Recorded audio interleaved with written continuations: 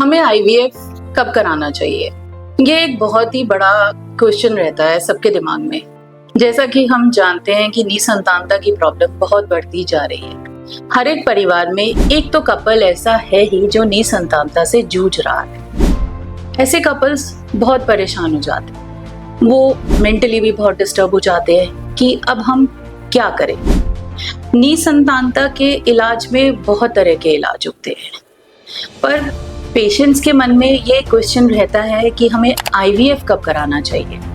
हमारे पास तरह तरह के पेशेंट्स आते हैं, जैसे कि कई पेशेंट्स होते हैं जो 25-26 साल की उम्र के होते हैं, पर वो ये कहते हैं कि हम अब और टाइम वेस्ट नहीं करना चाहते, हमें तो अब आईवीएफ ही कराना है, हमें जल्दी से जल्दी बच्चा चाहिए। और दूसरी तरफ कुछ कपल्स ऐसे होते हैं जिनकी शादी को 10-15 साल हो गए, जो ट्रीटमेंट लेते हैं बट प्रॉपरली नहीं ले रहे, कि हाँ कभी उन्होंने दवाई ली कभी नहीं ली, कि हम कोशिश कर रहे हैं, जो कोई कहीं बताता है वहाँ चले जाते हैं, वहाँ से ट्रीटमेंट लेते हैं बट प्रेगनेंसी नहीं हो रही।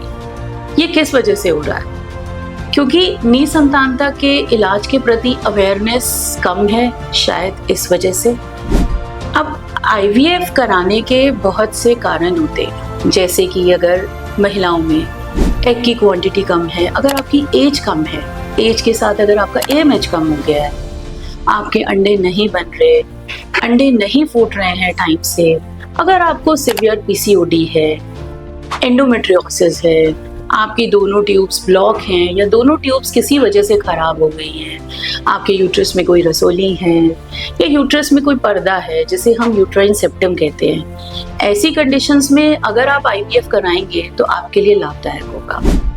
पुरुषों में जैसे कि अगर शुक्राणु की मात्रा कम है, कि अगर शुक्राणु बहुत कम है जिससे कि नेचुरल तरीके से प्रेगनेंसी होनी संभव नहीं है, या फिर शुक्राणु निल हैं जिसे कि हम एज़ोस्पर्मिया कहते हैं, उसमें हम छोटे से सर्जिकल मेथड से भी शुक्राणु रिट्रीव कर आपको आपका बच्चा दे सकते हैं आईवीएफ के माध्यम से। और कई पेशेंट्स ऐसे होते हैं कि शादी को बहुत साल हो गए, हर महीने अंडा बनने की दवाई ले रहे हैं, फॉलिकुलर मॉनिटरिंग करा रहे हैं और बहुत बार आईयूआई करा चुके हैं, बहुत साल हो गए, लेकिन रिपोर्ट सब नॉर्मल है। ऐसे पेशेंट्स को अनएक्सप्लेन्ड इनफर्टिलिटी होती है, पर वो पेशेंट्स आईवीएफ के लिए तैयार नहीं होते। वो आकर यही कहते हैं कि नहीं, हमारी सब रिपोर्ट्स नॉर्मल हैं, हम आईवीएफ क्यों करें।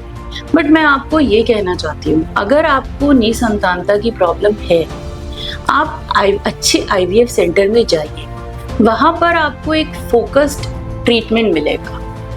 आपकी प्रॉपर काउंसलिंग के बाद, सब रिपोर्ट्स देखने के बाद आपको बहुत सारी ट्रीटमेंट ऑप्शंस दी जाएंगी। हो सकता है आपको दवाइयों से ही बेबी हो जाए, हो सकता है आपको आईयूआई से हो सकता है कि कुछ ऐसे रीजंस हो कि आपको आईवीएफ से ही बच्चा हो सके।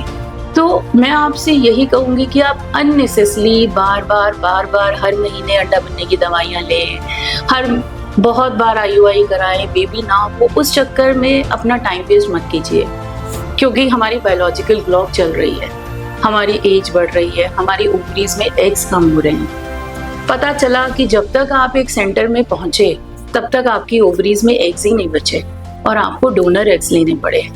लास्ट ईयर ही हमारे सेंटर में बहुत से कपल्स ऐसे आए कि जो 8-10 साल से कॉन्टिन्यूसली मेडिसिन ले रहे थे, 8-10 बार उन्होंने आईयूआई भी कराया पर कुछ नहीं हुआ। कई कपल्स के तो ओवरीज में एग्स बचे थे जिनसे कि उन्हें खुद का बेबी 1 साल के अंदर मिल गया, बट कई कपल्स ऐसे थे कि जिन्हें डोनर एग्स की ज़रूरत पड़ी।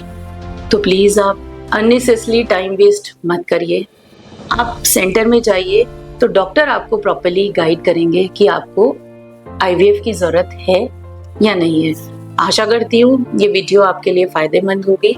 अगर आपको कोई भी इनफर्टिलिटी से रिलेटेड या प्रेगनेंसी से रिलेटेड कोई भी क्वेरी है तो आप हमसे पूछ सकते हैं। Thank you.